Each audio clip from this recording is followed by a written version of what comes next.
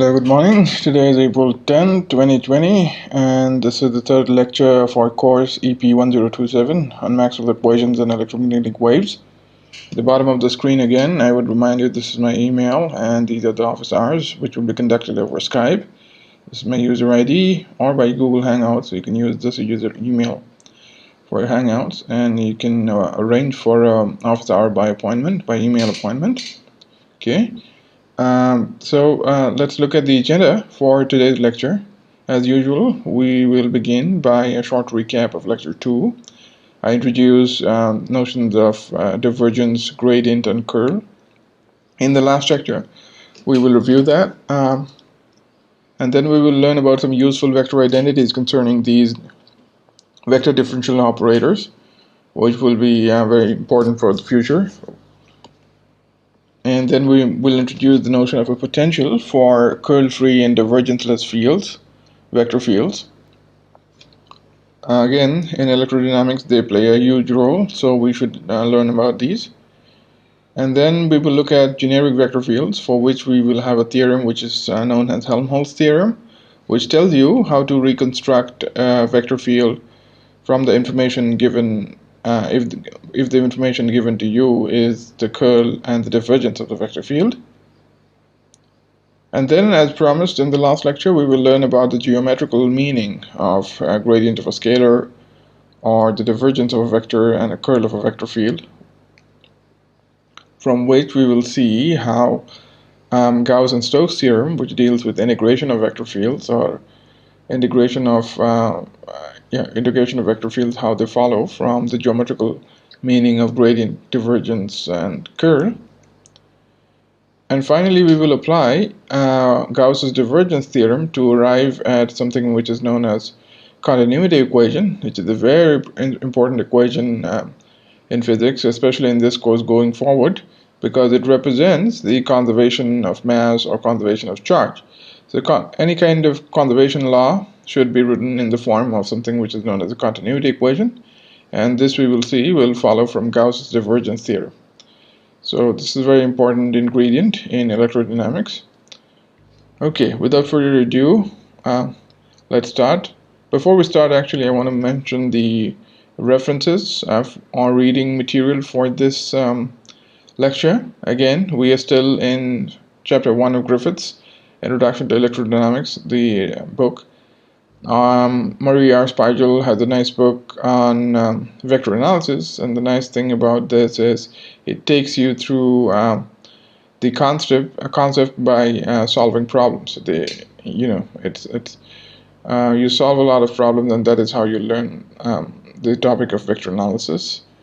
And then there is another textbook which is very popular at the undergraduate level, Mathematical Methods in the Physical Sciences, by Mary L. Bose. And chapter 6 you can find the material which I'm talking about in this lecture. And then finally there's another reference which is also very well known, G.B. Arfken. So Arfken is this book is a very well known book for mathematical methods. And in chapter 3 you can find again the material what I'm talking about. But I think Griffiths is kind of self-sufficient. You don't need to look at too many other different sources. Just for your information, you also have these choices. Okay, so let's look at the let's do a recap of what we did in our last lecture. In our last lecture, the new thing we introduced was the definition of a vector in terms of how its components transform under a rotation of the coordinate axis. So we had a Cartesian coordinate axis, and we had some kind of vector components, and then vector components are actually components along some special basis. And we declared, we said that we will declare a quantity to be vector if it obeys this rule under rotation of coordinate axis. So A is a vector, and I is of course the ith component of this vector. If it transforms this kind of a linear manner, we will declare it to be a vector. Okay. So one important thing about tensors, which I will come to later, which will make you realize why we care about these quantities. We also introduced scalars, which are objects without any free indices, and these are distinguished by the property that they remain unchanged under rotations. So if you rotate your coordinate axis, the scalar quantity, if it's scalar quantity, it doesn't change. Okay, it's invariant under rotations. And we gave some examples. We also checked, for example, the dot product of two vectors. The dot product of two vectors is a scalar quantity, and hence it's called the scalar product of two vectors, and we checked this explicitly in the last class. Also some quantity which you've learned in high school, which is scalars, are mass, time, and the normal magnitude of a vector, so on. And then I introduced the notion of a tensor, in fact a rank P tensor. A rank P tensor is an object which has components having multiple indices. In fact, for rank P tensor, there are P indices. So big T is a rank P tensor. So it has P indices. These P indices run from I1. Each one of the P indices, which are I1 to IP, each one of them run from 1 to 3. Now these how do they transform? They transform with P factors of the transformation matrix, and I gave an example of a rank 2 tensor because for general P it is cumbersome to write down the transformation law. For rank 2 tensor we can write it nicely. So a vector is a rank 1 tensor, so it has only one index. As I said, rank P tensors has P indices. Vector is a rank 1 tensor, and it has, that's why, one factor of the orthogonal transformation. Now here we consider a rank 2 tensor which has two indices, I and j, and corresponding to each index we have to introduce a orthogonal transformation matrix when we write down the transformation law for that to rank 2 tensor. Okay, so this is how. So one common feature of all these, scalar is of course a rank 0 tensor because no factor of O appears on the right hand side. So one common feature of all these three equations is that they're linear in T on both sides. You can see the rank T tensor of both sides, T, phi is phi, A and A, they appears. So this is why we consider vectors or tensors or scalars in the first place, because their transformation rules are homogeneous. Linear, it remains linear. Now if this is so, homogeneous because it has only one same degree on both sides. Now it could have been that there are quantities which are non-tensors in the sense they do not transform homogeneously. You will have a linear piece plus a constant piece plus might be a quadratic in T or so on and so forth. Those are not nicely transforming quantities because the degree of T on both sides won't be the same. Here it's linear and linear. There it might be linear here, and here it might be a quadratic expression. So it would contain T to the 0, T to the 1, linear in T, and maybe T square. So those kind of quantities are not nice because you can show that if the degree is the same, if T equal to 0 in one frame, T will be 0 in the other frame as well. Okay. On the other hand, if you put a quadratic piece, or not a quadratic, let's say a constant piece, which is order 0 because it has no powers of T, then T equal to 0 here plus constant will give you something non-zero here. So T equal to 0 is not, if it's 0 in one frame, if you have a non-homogeneous right hand side, it will not mean T prime equal to 0 in the new rotated frame. So that is why we consider only tensors, because they transform homogeneously. If it's linear in T, this relation is linear in T and T prime both. So if T is 0 in one frame, T prime is also 0 in one frame. So this is why we care about writing all equations in physics as tensor equations, okay, or vector equations. Vectors is a special class of tensors with rank 1. So rank 2 tensors, this is the transformation rule, and I gave some important examples. One was the outer product between two vectors AI and Bj. So AI Bj again has two free indices, so this is a rank 2 tensor. The second important example was the Kronecker delta. The Kronecker delta is a symmetric tensor which has again two indices I and j, that's why it's a rank 2 tensor. And the final physical example, which you have already learned in rigid body mechanics section of your classical mechanics class, which is the moment of inertia tensor I subscript ij. Big I is usually the letter used to denote the moment of inertia. And this is given by this formula. Most of you know this. So as you can see, the right hand side is sum of two quantities. It is multiplied by a scalar, which is m. So if you multiply a tensor by a scalar, its tensor rank remains the same. So this is a 2-index tensor, or rank 2 tensor, delta ij, and this is a scalar. So any tensor multiplied by two scalars remains, the rank of that tensor remains the same.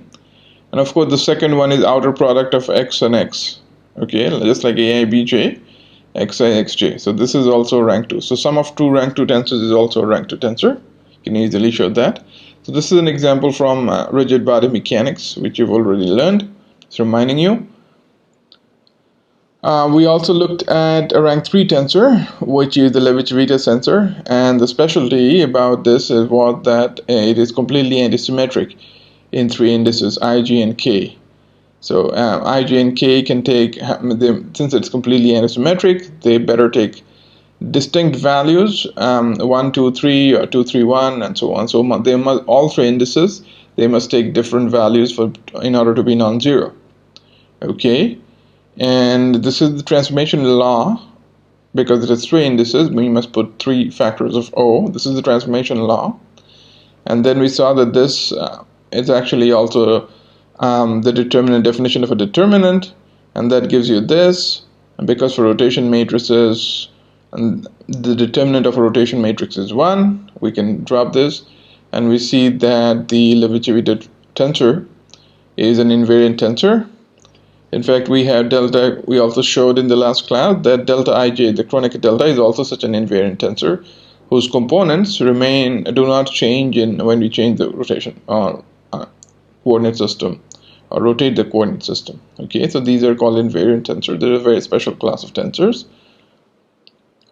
And I also mentioned that we define the cross product of two vectors in this way. This is the way we write the kth component of the cross product. It is defined in this way. And if you look at the supplementary notes for the last class, not today's class, supplementary notes of last class, you will see I have shown that how this guy actually really transforms like a vector. So remember, the vector transformation law is this. So you have to show, despite having so many indices, there's only one free index, and it indeed transforms like this guy, the vector. So this, you should look up the supplementary notes if you're not convinced yourself, or if you have not done it yourself. You can check that indeed this is vector quantity.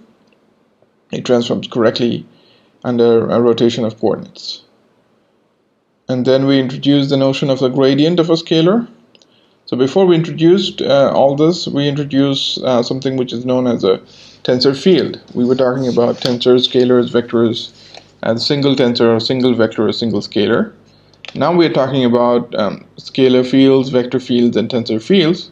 And as I mentioned, these are scalar field is a scalar field is something in which, if at each point in space x, each location in space, there is a scalar sitting there. Okay, similarly for a vector, if you have a vector field, that means at each location x in space there is a vector sitting there, and so on for the tensor, and so on. So these become the components of this will become functions of x. If you go to a different location, the vector will change, so the components will also change. The components become a smooth function of the position, 3 coordinates of position, which denote the position, okay, x, y, and z.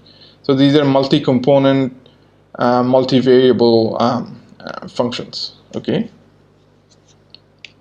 And I gave some prominent examples. One example of a scalar field was the charge density. Charge density as a function of space. Some charges might be dense somewhere and rare somewhere, or some might be some regions of space, but there is no charge, so charge density would be 0 there. On the other hand, for dielectrics, it will be non-zero inside or something. And then example of a vector field is, of course, the electric field. As you know, every location, or magnetic field, at every location on space, there is a small, there is not a small, but there is an electric field vector sitting there. An example of a rank 2 tensor field is the susceptibility, electrical susceptibility tensor. and it tells you how much polarization has happened in a given dielectric. Of course, the regions of the dielectric which are closer to the electrical field source will get polarized strongly compared to regions of the dielectric which are farther away. So that's why it's a function of x. If x is close to the source, this is high. If x is away from the source, this is low. So this is a smooth function of x. So these are what we call by what we mean by tensor fields, that you make them functions of space. Also, we introduced the notion, once we had these fields, we wanted to define, because these are functions of position, we wanted to define we wanted to measure how they change with position. And that change, as most of you know, is captured by the notion of a derivative. And but this is multivariable calculus, and you can take derivatives in an infinite number of ways or in an infinite number of directions.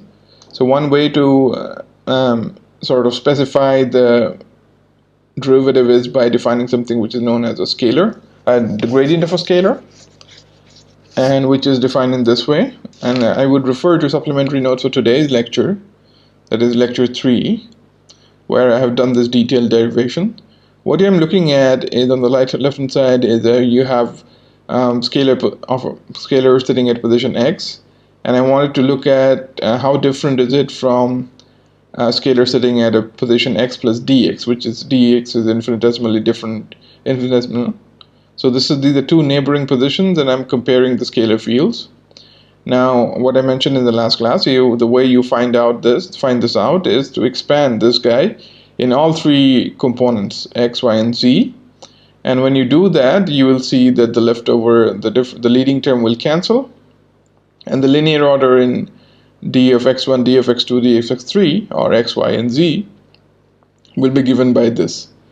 Now, it might not be, some of you who are not that proficient in multivariable calculus, and if this is not immediately obvious to you, for you I have put some supplementary notes in which I have shown how this happens.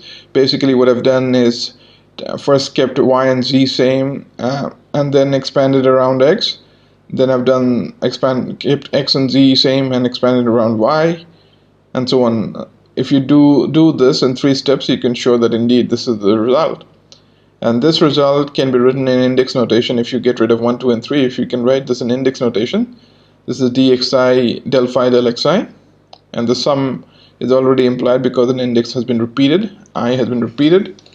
And then this quantity looks very much like a dot product, as I mentioned, because it has some vector with index I and some other vector with index I. So this must be a dot product of two quantities. This dot product of this is the vector quantity you already know, dx.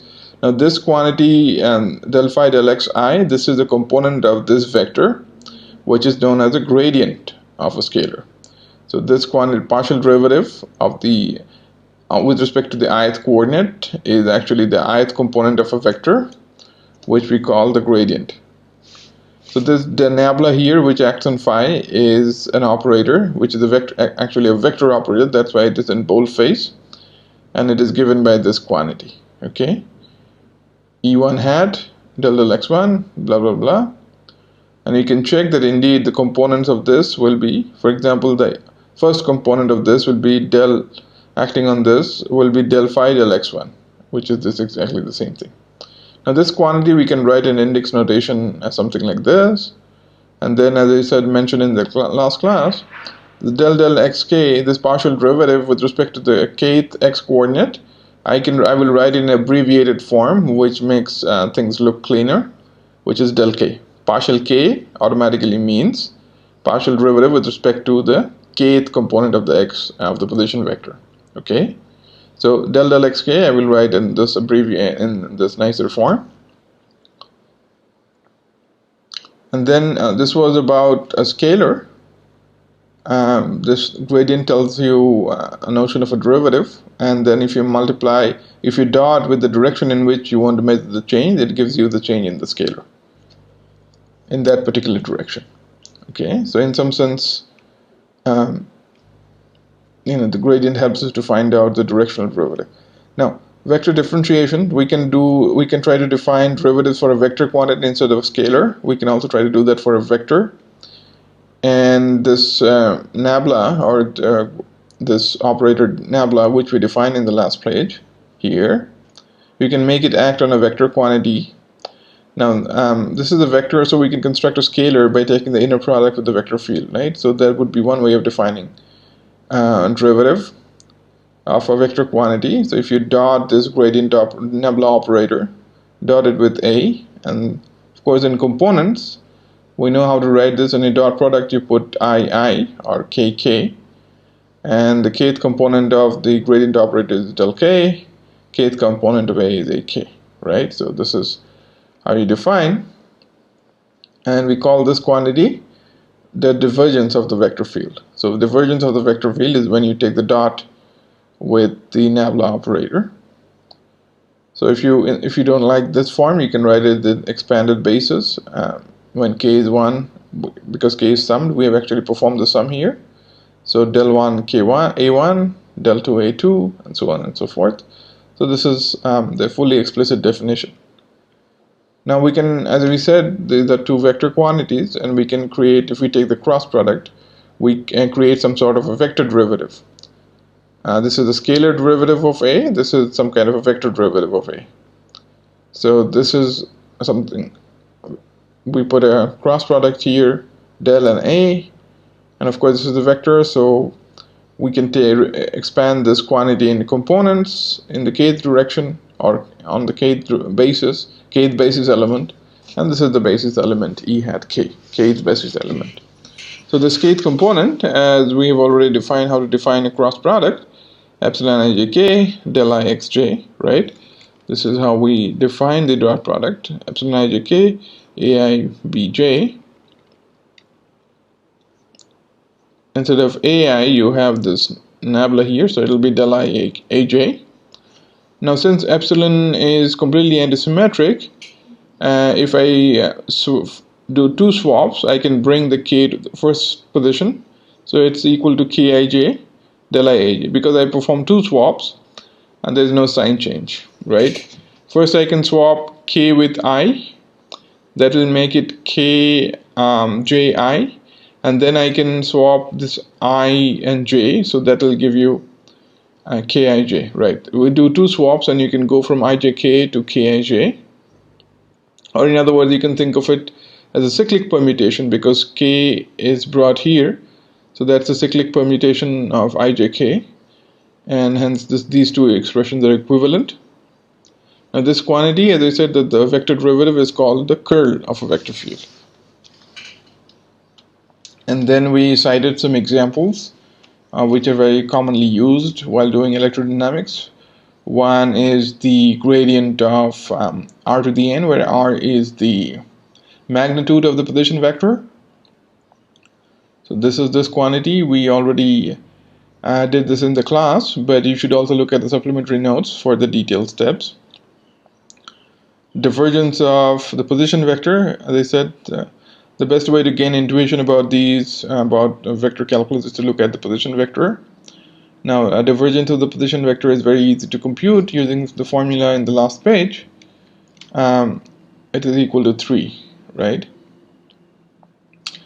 What about the curl of position vector? Again, we just put the kth component of the curl, and you can show that this is equal to the product epsilon ijk, which is there from the definition of the curl, and del I xj, which means the derivative of the jth component of the position vector with respect to the ith component of the position vector. That will give you a Kronecker delta. You can convince yourself that this will be the case. Derivative of jth component with respect to ith component is 0, unless of course I and j are the same. So that's why the Kronecker delta. In the case they're same, it will be 1. So that's why you have a Kronecker delta here, and this vanishes because we have some product of two quantities in which you have repeated index, one of which a pair of repeated index, in which one of it is symmetric, one of them delta I is symmetric under exchange of j and I, and this is antisymmetric under exchange of I and j. So whenever you have such a quantity, this immediately gives you 0. Again, look at the supplementary notes. I have shown why this happens whenever you have a symmetric tensor quantity with a pair of indices under which it is symmetric, and multiplied by an antisymmetric multiplied by a tensor quantity which is antisymmetric in the same pair of indices, that product ends up being zero. Okay, so once we get the hang of this quantity called divergence and curl, we also learn to define a double derivative, which is obtained as the dot product of two nabla operators, the gradient operator. This is denoted by this nabla squared, and you can check that indeed dot product I, so that will give you 1 1 will give you del 1 square, 2 2 will give you del 2 square, so on and so forth. So you can write it in this form or this form identically, they're all good. And an important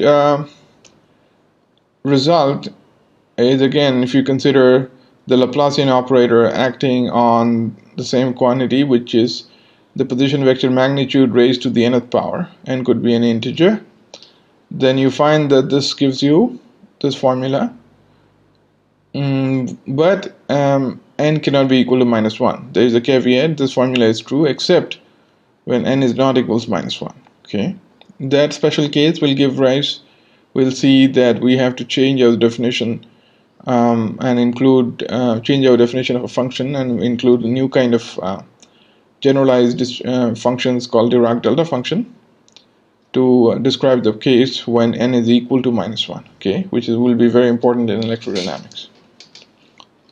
So now I've called this useful identity 0 because it's kind of trivial, but still, when you have a Kronecker delta with both the indices being the same, that is a dummy index or a repeated index, then this is equal to 3. Okay, and now let's check why this is the case. Now for this, first recall that this del I xj, this which is just the partial derivative of the jth component of x with the ith component of x, our position vector. Now this will be equal to 1 when I and j are the same, but 0 because the jth component and ith component, if they're different, they are not related, so that derivative will go to 0. So this, you can check that this is explicitly equal to delta ij, the Kronecker delta. Now we revisit the calculation for divergence of position vector. The divergence of position vector, as you know, is derivative. They are dotted, so they must have the same indices. But then this is equal to the derivative of the kth position component, position vector component with the kth position vector component.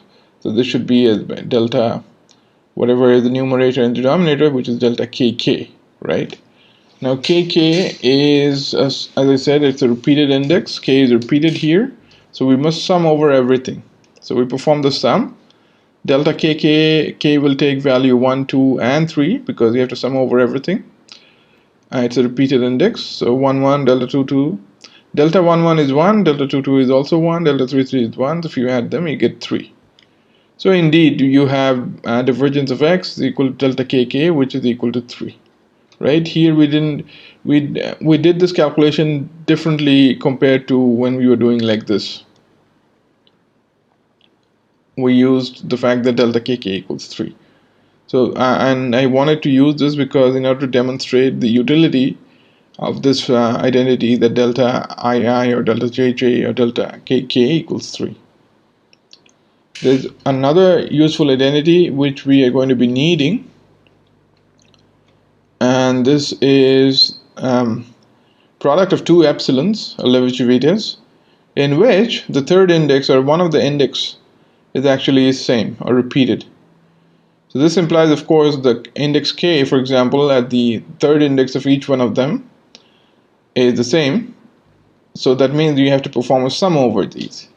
Now, as it turns out, when you perform the sum, ijk and lmk, so k is repeated, when you perform the sum, then this becomes equal to this quantity, this product of Kronecker delta.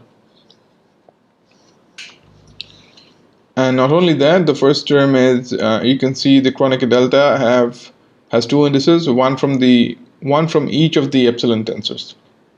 So for example, this term has I, L, and Jm. So I and L and J and M. So the first index of the first epsilon tensor first index of the second epsilon tensor, second index of the first epsilon tensor, and second index of the second epsilon tensor. So these are nice. And then minus when you do the opposite, that the first goes with the second, delta IM, and second goes with the first, delta JL. Okay, so this is a very important identity, and I won't be proving it. In fact, you can convince yourself by checking case by case. For example, let's take I equal to 1, I equal to 1, J equal to 2, L equal to 3, and M equal to 2, or something like that. And then some overall K, you should be able to check that both sides give you the same answers. Okay, you can verify this by plugging particular values of IJ and L and M. Okay, there are 4 free indices, IJ, LM, IJ, LM on both sides. You can put particular values of these free indices because they're free. You can put any value you want and check that both these sides give you the same answer. Okay. Another way to see that this is justified is because these 3 must be different. So if the third index is same and there are only 3 values which can be taken by these 3 indices, then it must be that the first these 2 should be equal to these 2 in some way. So this is why we have the deltas. Okay. Anyway, I won't bother about the proof, but you can verify it yourself. The important thing is that you can use this to prove a lot of identities in vector calculus. In this case, a vector algebra, which is this rule for the triple product. Most of you are familiar with the vector triple product, or at least some of you are familiar with the vector triple product from high school. And there is a famous rule which is known as the back minus cab rule, which tells you that how to compute the triple product of A times B times C. So when put a bracket, that means you have to first perform this. There is a famous rule for this, and we will see how this rule comes about by using this identity. So here's the proof. Let me just go through the steps, and you can later on read this yourself and try to do this yourself. So this is a vector quantity, because that's why it's called a vector triple product. So 2 vector quantities are equal when their components are equal. So let's look at the kth component of this and show that this is indeed equal to the kth component of the right hand side. The kth component of the left hand side is this. This is how I've written. The kth component, this little subscript k indicates the kth component of this vector. And we use the definition of the cross product. Think of it as a cross product of A and B cross C. B cross C is one vector and A is one vector. So their cross product is given by this formula, the famous formula which I talked about, epsilon ijk, AI, and B cross C, jth component of that, right? So this is the definition of a cross product of A and with B cross C. Now further, B cross C is itself a cross product, so we should further expand this. The B cross C jth component will be equal to epsilon LMJ, BL, CM, right? This is the jth component of the cross product of B and C in this order. Now these are numbers. Each of them, AI is a component of a vector, so it's a real number. BL and CM are same. They're components of some vector, so they're real numbers. Epsilon ijk is also a real number because it's the ijkth component of the Levi-Civita. Each component of a tensor is a real number. So we can shift their positions anywhere. So what I've done here is gathered the epsilons at the beginning, and then moved the A here, which we can do. Everything commutes because these are all real numbers. And in the next step, what I've done is use the fact that epsilon has a antisymmetry to write this, to swap, to bring K here at the beginning. That is a cyclic change, ijk, and the cyclic combination of that is kij. So they are the same thing. This is all I've done in going from the third to fourth step. So you have this. And now what you notice is the 2 epsilons have lined up in a nice manner. The indices have lined up in a nice manner. Anyway, the third index is the same. So it's a repeated index. And that makes it, obvious that we can apply this rule now. Because here also in this identity, the third index is the same. So here we have the third index to be same, and using this at the right hand side we can write this product of epsilon in terms of the Kronecker deltas. So this will be equal to, as I said, the first will go with the first, delta KL, and the second index will go with the second index, so delta IM, minus the crisscrossed one, K will go with M, and the second index I will go with the first index L, IL. Right, and these guys just go with the right, they're not doing anything. So now we open this bracket and we write down the two terms separately. So this guy multiplied with this gives you this guy, and this guy multiplied with this gives you the second term. I have also done again some rearrangement, because I know when we multiply this with this, I see that there's an L index here and there's an L index here.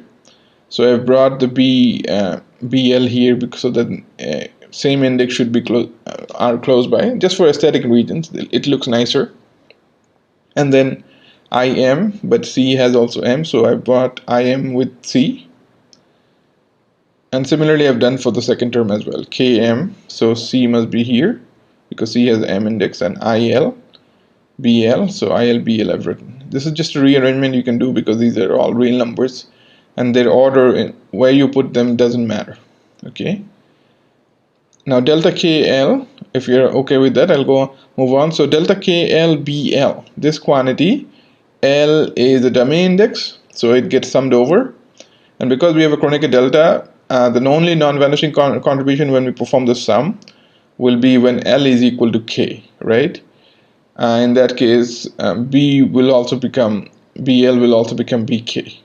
Otherwise, it will be 0. So when we perform the sum, L gets converted into a K, because for all other cases, it is 0. So we have BK, this becomes AI remains that it is, and this guy, again, M, if you sum over, it will only be non-zero when M is equal to I, that means CM should become CI. Okay, well, after we perform the sum, the CM should become CI. Similarly here, if you again summed over M, that means C should get a K, the kth component, and here it should become BI. So we've written, finally we have this. Now AICI here, this is already a dot product, A dot C, that's why it has the same component. So BK times a scalar, A dot C, and then CK times another scalar, here it will give you BI. So AIBI is the dot product of A and B. So this is precisely the kth component of this guy, B times A dot C and C times A dot B. When you take the kth component, you get the kth component of these. A dot C is of course a scalar, so it gets multiplied, doesn't mean it doesn't have components. So it gets multiplied whole to the, as I said, when you have something multiplying a vector, what it means is that multiple should multiply, that guy should multiply with each component. So BK will come with A dot C.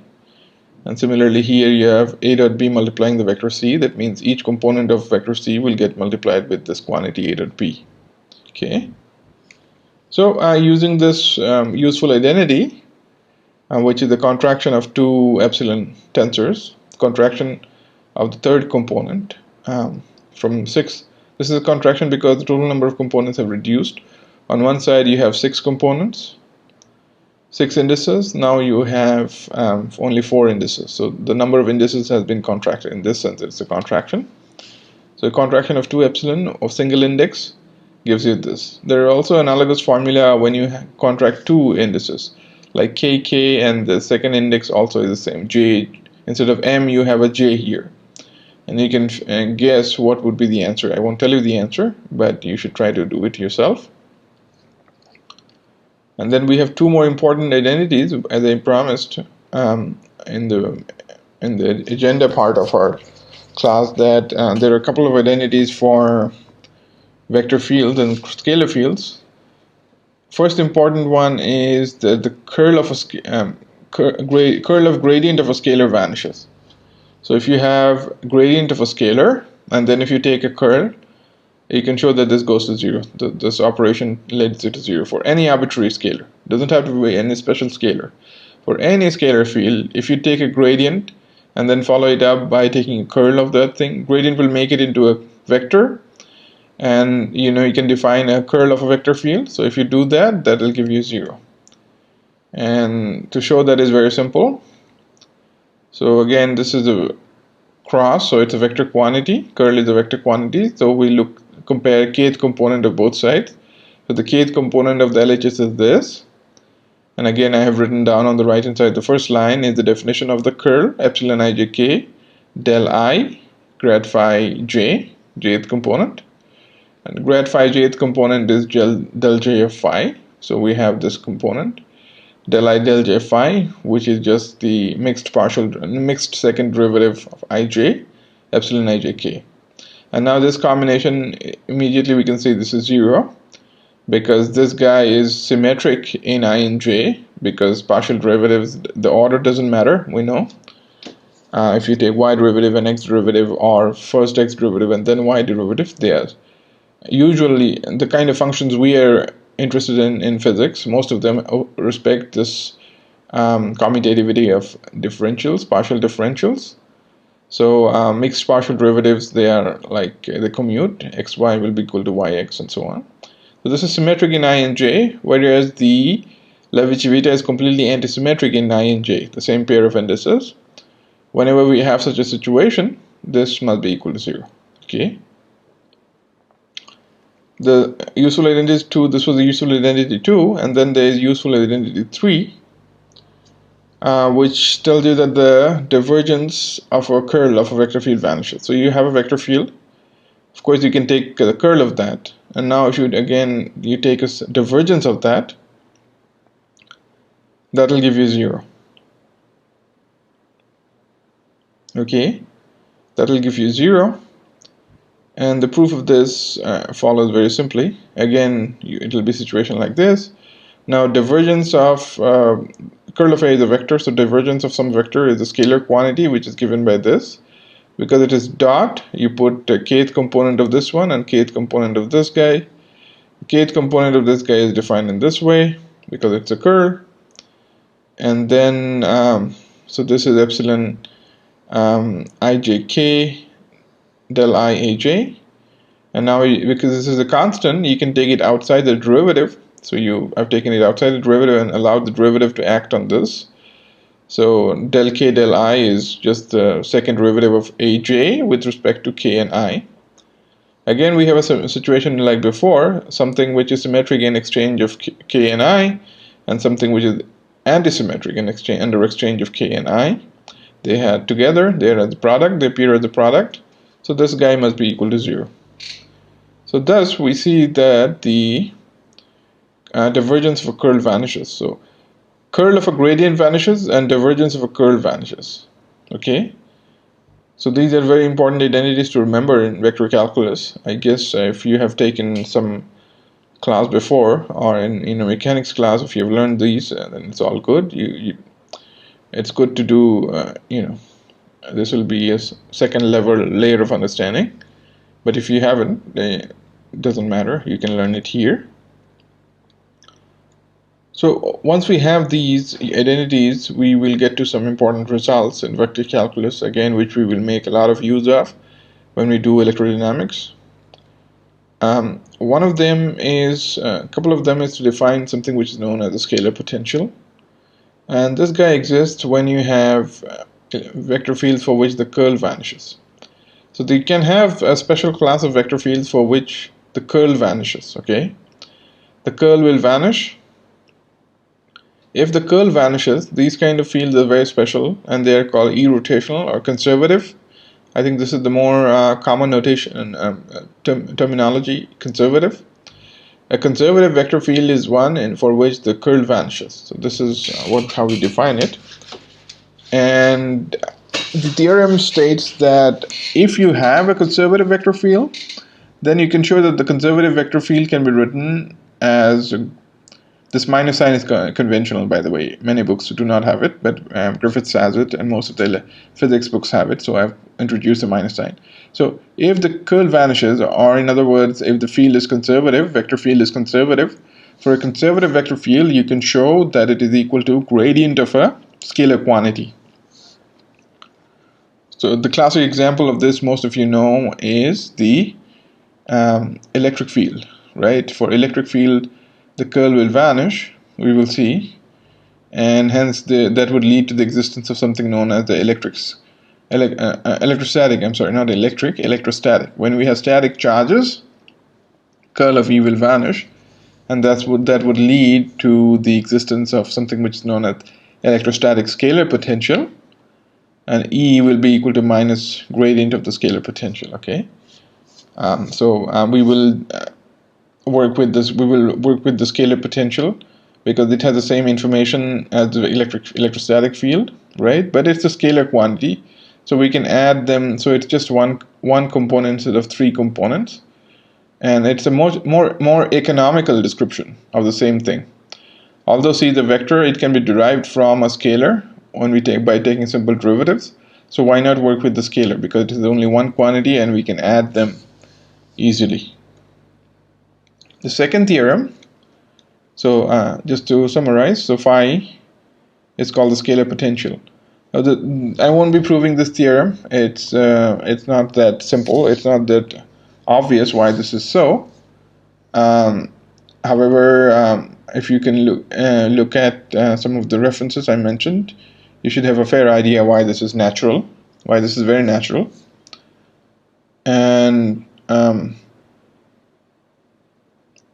so I will leave it up to you guys. If you are unable to figure out how one follows from the other, please let me know, and I will put some other video, or we can talk over Skype how to see this thing, how this happens.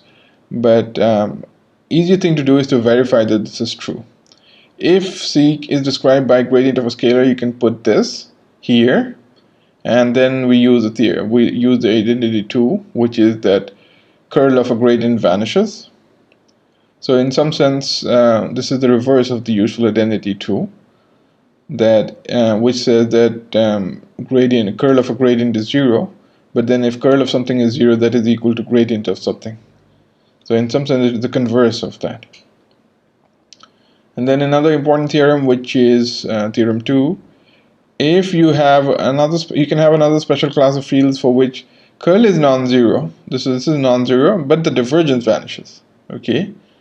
And again, as I said, in electrodynamics, the example of this is the electrostatic field. In electrodynamics, the examples of a divergence vanishing field is the magnetic field B. And that's why I've used this letter B as well here. So divergence of B vanishes.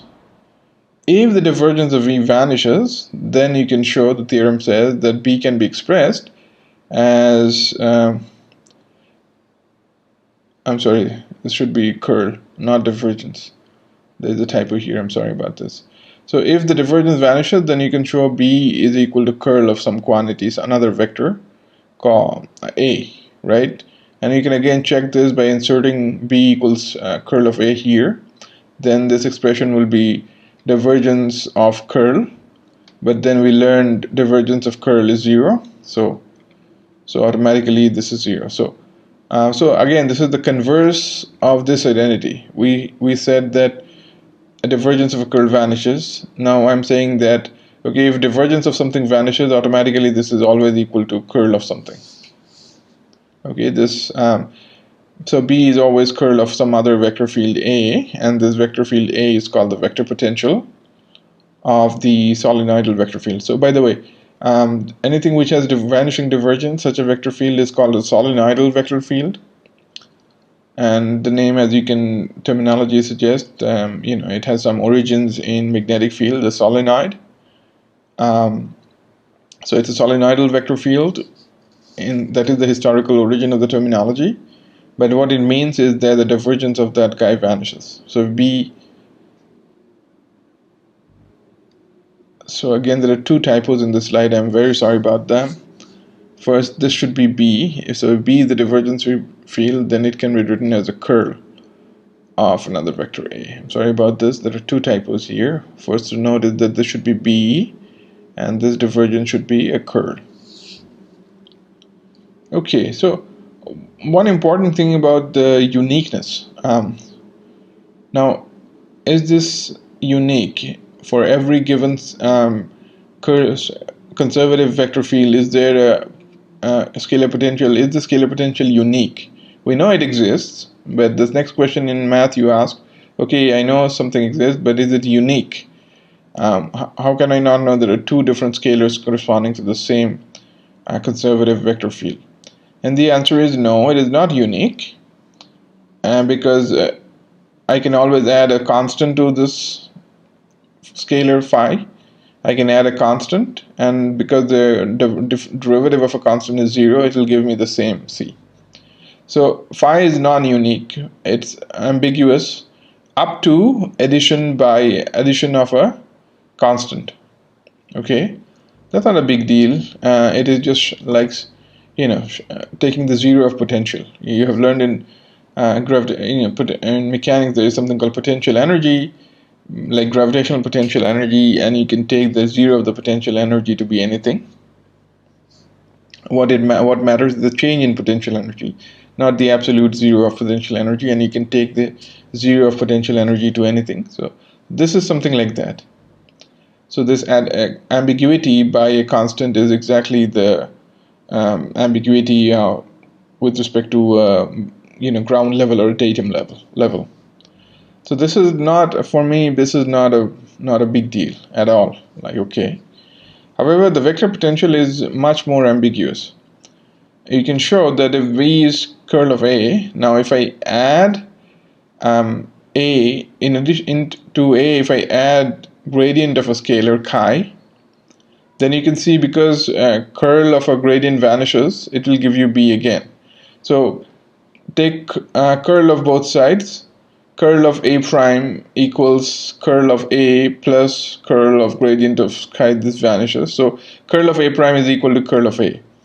But curl of A is B, so curl of A prime is also B. So both of them, A and A prime, give you B upon taking curl. So this can be A or it could be A prime. So any vector potential, you add a gradient of a scalar, that it gives you a new vector potential, equally good vector potential. So association of B and A is not that unique. For a given B, there might be infinite number of vector potential. So that sort of dampens our enthusiasm for the concept of vector potential a bit, because okay, this is a highly ambiguous concept. There's no unique solution to this. But we will see that it's still a very useful concept, and it will simplify calculations to some extent. Okay, this was a very special case. These two theorems concern two very special kind of fields. First was something which is a conservative vector field, and the other is something which is known as a solenoidal vector field for which divergence vanishes. However, in general cases, neither of them would vanish. Oh, by the way, I wanted to give an example. So you can consider the position vector itself. Position vector, curl vanishes, divergence doesn't vanish. So position vector is a conservative vector field, but not a solenoidal vector field. So these are all special examples, but the general case, a general vector field might not have the vanishing curl or vanishing divergence, right? Neither of them might vanish. So can we write any kind of expression like these for those kind of general cases? So for conservative, it is equal to minus grad phi. For solenoidal, this is equal to curl A. So what about happens in the general case when we don't have these two conditions, either of these two conditions satisfied? And the answer is given by something which is known as Helmholtz theorem. You can find this in Griffiths. If you have a general vector field for which neither curl nor the divergence vanishes, you can still show that this can be written as a sum of gradient of phi plus curl of A. Okay, so the generic quantity can be written split up in this way. And what is phi and A?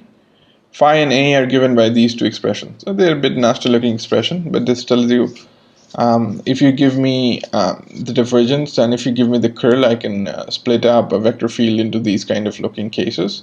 In the special case when the curl of C vanishes, this guy will not be there. A will be 0 because curl of C vanishes.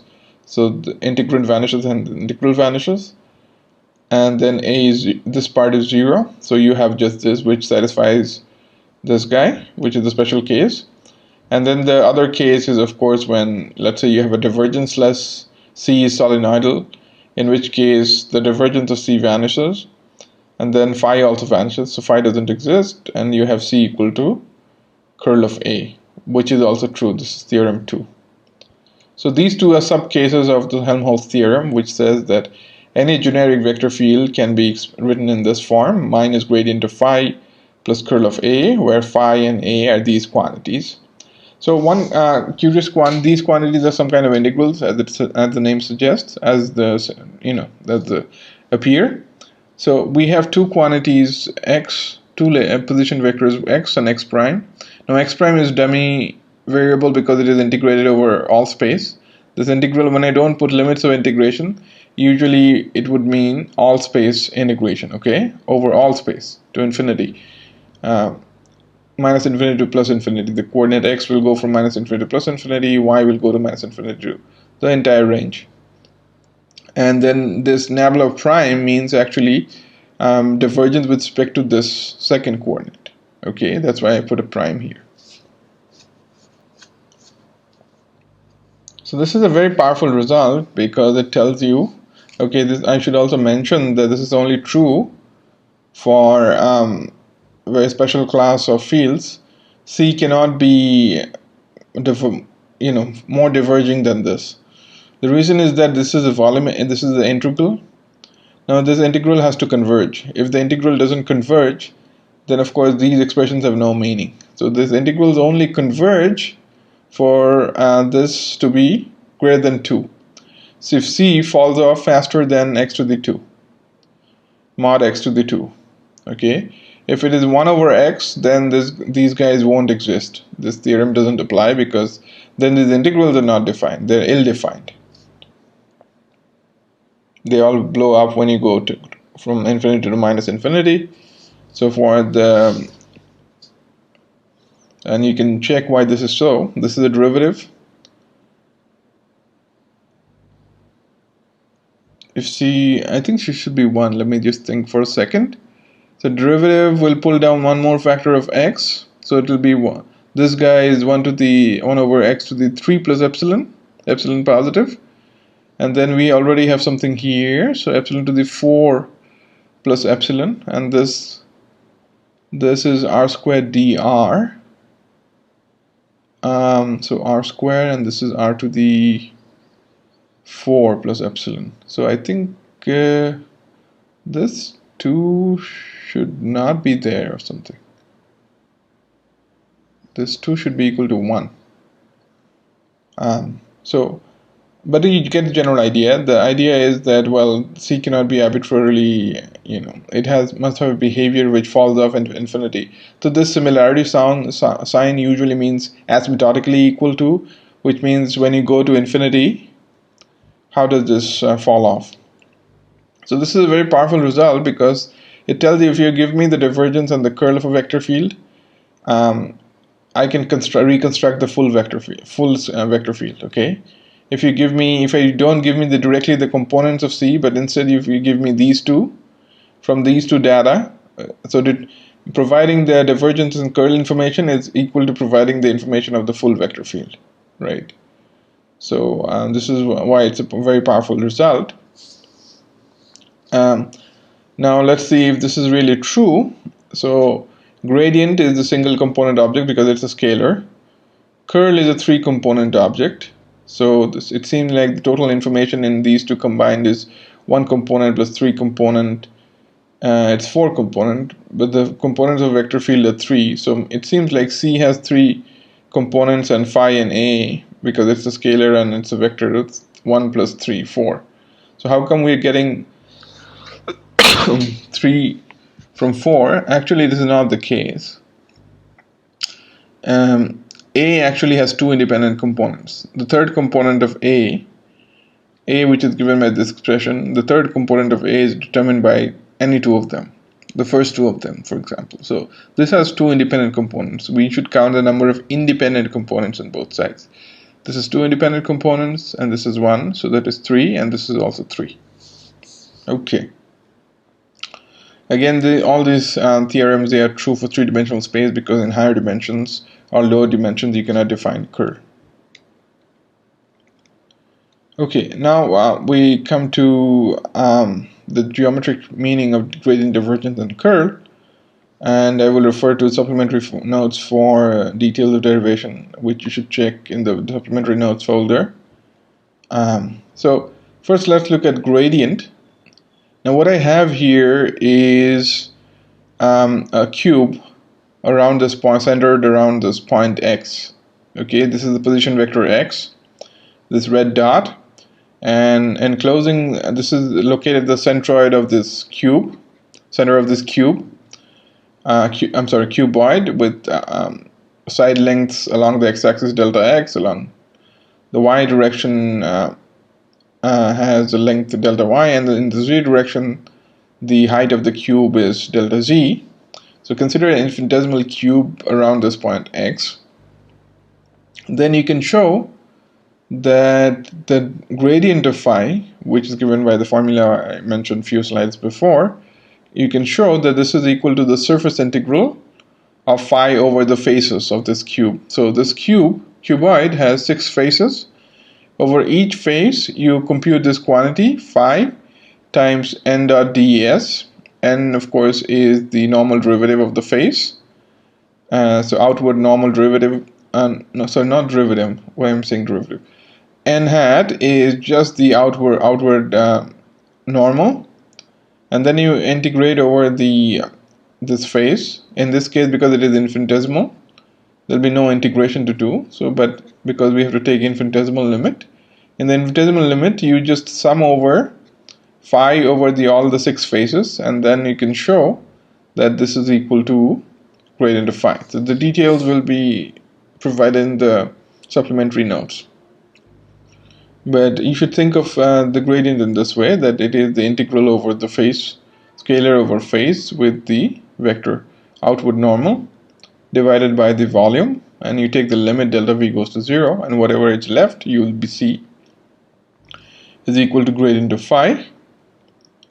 Similarly, for divergence, what you can show is, again, you have a cuboid, and x is the point located at the center of the cuboid. We're going to look at the limiting situation when the sides of the cube approach 0 until it becomes very close to the center. Almost just one point is included. And what it tells you is that given this infinitesimal cube, which is enveloping this point x, cuboid, you find out the outward normal, or the flux. N hat is the outward normal. For example, you have this top face of the cube. Z hat is the outward normal, because this is the top face is on the xy plane or parallel to the xy plane. So its normal derivative should be in the z direction, outward normal. And then you dot it with A. So A is the vector field.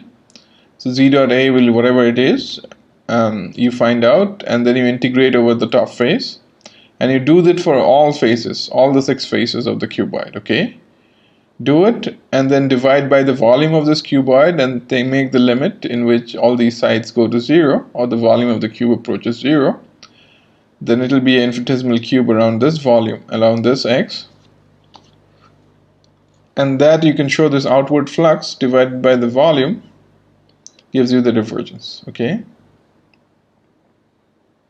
so it's the outward flux over an infinitesimal closed surface. The 6 faces constitute a closed surface per unit volume enclosed by the surface. That quantity gives you the divergence. In some sense, this is why we call it divergence, because it measures the outward flux, how much of A is escaping through the 6 faces. So that's why it is diverging. So when we say the word divergence, this is what it means, because it measures the outward flux about any closed surface around X gives you the divergence of that vector field around X. At X, I'm sorry. Divergence of a vector field at X is equal to the flux of A around that surface. Flux of A over a closed surface surrounding X. Again, this thing I haven't directly shown in the slide because it's lengthy, and but it is lengthy, but it is kind of simple because all you need to use is just a little bit of geometry and some calculus. So I've not bothered about showing in the slides, but you can look it up in the supplementary notes. Finally, the geometric interpretation of curl of a vector field. For the curl of a vector field, consider this point X again, at which we want to evaluate the curl, and consider a two-dimensional surface, infinitesimal, so in the xy plane. So there are many surfaces which pass through X, of course. Consider in particular the surface which is parallel to the xy plane, passing through X, and this is infinitesimal with sides delta X and delta Y. Now the idea is that curl of A is given by this line integral around this small loop. So there's the surface area, and it is bounded by this rectangular loop, A dot dl. So that means you take the component of A along this dl. So dl is an infinitesimal line element along the boundary of the loop. And you perform this integration. So in this case, because it's infinitesimal, it will just be summation. So there are four line segments. You add those four contributions, and you take the limit delta x going to delta y is 0, and provided you also divide by the area of the loop, delta xy, which is delta x times delta y. Now if you find out this A dot dl over the four surfaces, add them up, and then divide by the loop area, and you take the limit when these sides go to 0, then you can see that the expression what you'll be left with is just the curl of A, or the z component of the curl of A. Okay, so that's why curl is anticlockwise circulation density in an infinitesimal loop per unit normal area bounded by the loop. So this is a loop, and on the loop we find out circulation of A. Circulation of A is this quantity is called circulation. If you go around in a loop and integrate it do this line integral, that is called a circulation. Circulation per unit area gives you the curl. Actually, you shouldn't have the word density because per unit area already means density, so it's like a double over specification. So this should not be there. So curl measures this. That's why it's called a curl or circulation, because it, in some sense, it is giving you the zth component of curl is giving you the magnitude of the circulation in the xy, in an xy loop which is bounded by x and y. Line segment which are parallel to x and y axis. Okay, so circulation around that loop is being captured by the curl. That's why it's called the curl. Now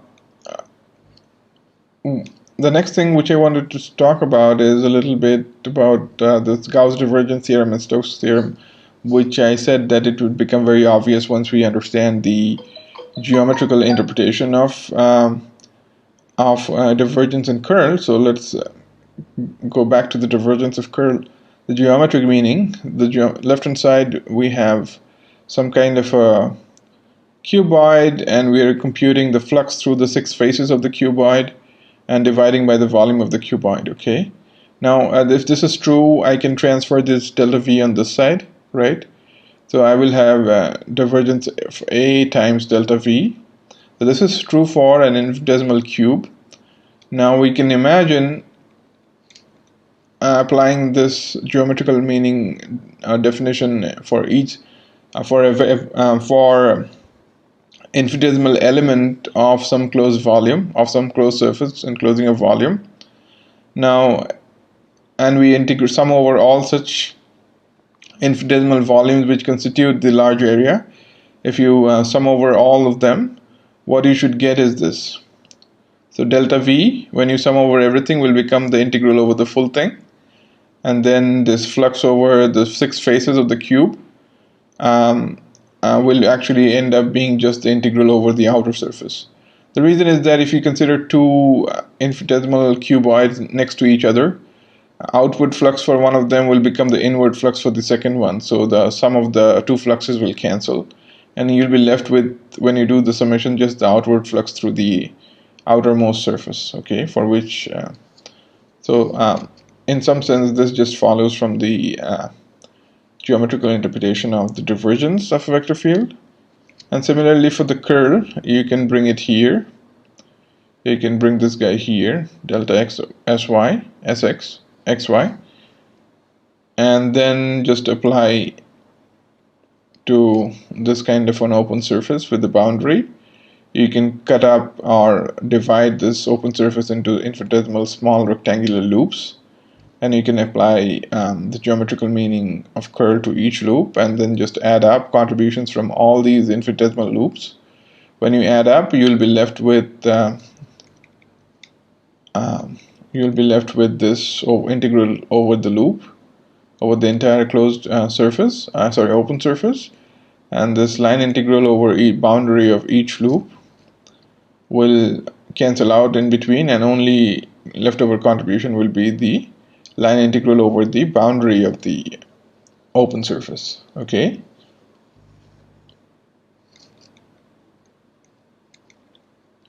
Okay, and this I've already remarked before. I don't feel the need to remind you. So let's consider one application of Gauss theorem, which is the continuity equation. Continuity equation, as I said in the agenda, when I was discussing the agenda of today's lecture, is very important in physics because it captures conservation law, information about conserved quantities. And conserved quantities are very important. So we will see how conservation of mass leads to the continuity equation for the mass density. Okay. So and the situation is a bit like Gauss theorem. You have some closed volume, closed surface enclosing some volume. So S is the closed surface, which is the boundary of this volume V, shaded in gray. And there's some fluid inside there. Let's say we're considering water flowing through a pipe or some kind of fluid, and we take some kind of arbitrary volume inside that. And we think of this volume V, and then S is the surface of delta V.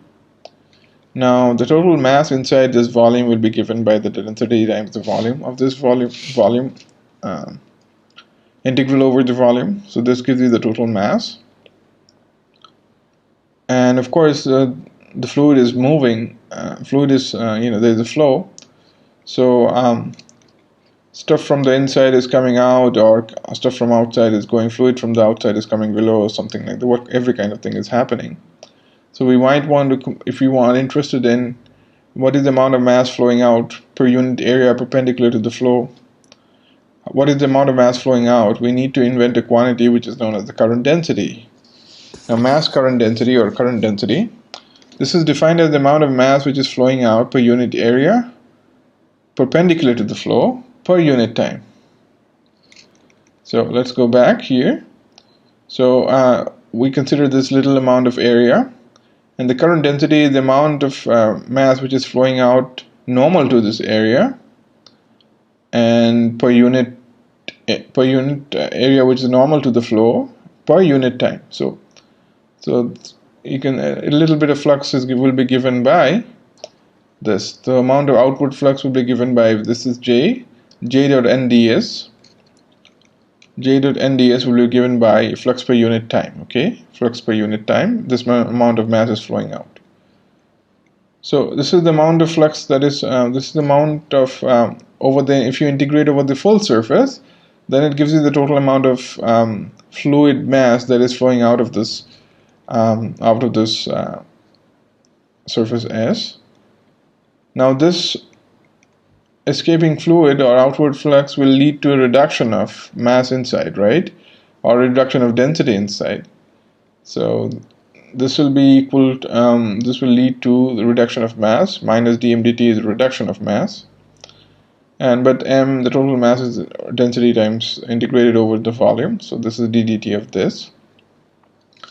And since there are no sources of sinks inside that volume through which the fluid can disappear or appear from, these two quantities should be the same. The amount of fluid which is escaping the surface is equal to the amount of fluid that is being reduced in the inside.